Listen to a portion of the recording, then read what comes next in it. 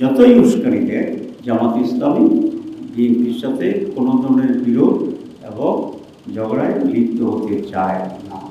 আমরা ৩০০ আসনে নমিনি দিচ্ছি, কাজ করতেছি, তারপরে বলে জামাত ইসলাম ফেব্রুয়ারি নির্বাচন চায়।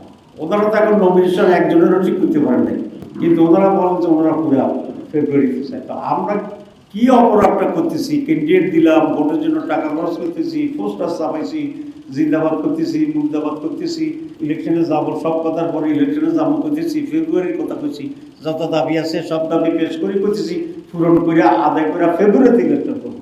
এতবার ফেব্রুয়ারি কইছি, জীবনেও এত ফেব্রুয়ারি আমি উচ্চারণ করিনি। তারপরেও ওনারা বলেন যে জামাত ইলেকশনের ভিতরে ষড়যন্ত্র করতেছে, আর ওনারা এখনো ক্যান্ডিডেট নমিনেশন দেয়, কিন্তু বলে যে ওনারাই ফেব্রুয়ারিতে নির্বাচনের চ্যাম্পিয়ন। এখন এইসব কথা নিয়ে জোয়ার করবে।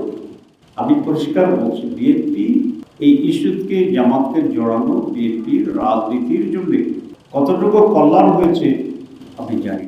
তবে আমি এটা স্পষ্ট করি, এটা একেবারেই অপ্রয়োজনীয়, একেবারেই অপ্রাসঙ্গিক এবং একেবারেই জামাতের এখানে কোনো দায়বদ্ধতা নেই।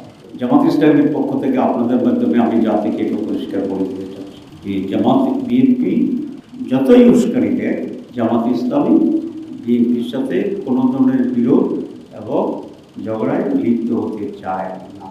আমি বিএনপিকে অনুরোধ করব, আসুন বিএনপি এবং জামাত ইসলামী আমরা একসাথে বসি, আমরা দেশের এই পরিস্থিতি নিয়ে খোলামেলা আলোচনা করি এবং একটি সুন্দর সুষ্ঠু নির্বাচন, আমাদের যে চার্টার অফ জুলাই যেগুলো আছে দেশের জন্য অত্যন্ত প্রয়োজন, সেই চার্টারের জন্য যে গণভোট, জাতীয় নির্বাচন এবং কনস্টিটিউয়েন্সি অ্যাসেম্বলি এবং এটার বাস্তবায়নের জন্য যে ইম্পিউনিটি দেওয়া হচ্ছে সেটি, যেগুলো নিয়ে আজকে সমস্যা, আসলে সব ইস্যু নিয়ে আমরা বসি।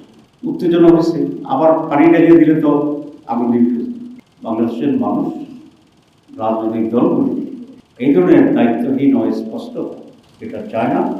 মানুষ চায় একটা সমঝোতা, একটা সময়। আমি সেই আলোচনার জন্য আহ্বান করছি। জামাত ইসলামী এবং বিএনপি যদি একটি সমঝোতার কাছাকাছি আসে, তাহলে বাকি যারা রাজনৈতিক স্টেক আছে আমরা তাদের সাথে আলোচনা করবো একটা গাইডলাইন। তখন এটা সার্বজনীন সকল দলের একটি মত